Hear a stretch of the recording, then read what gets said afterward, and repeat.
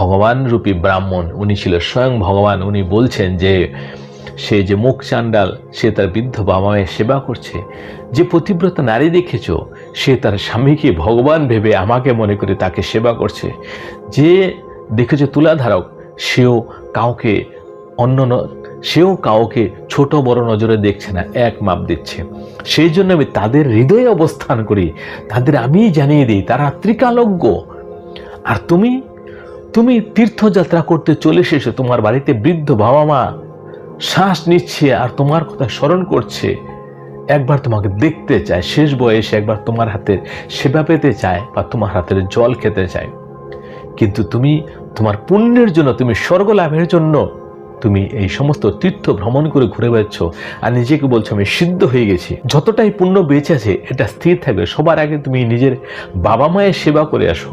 তোমার বৃদ্ধ বাবা মা কাতরাচ্ছে,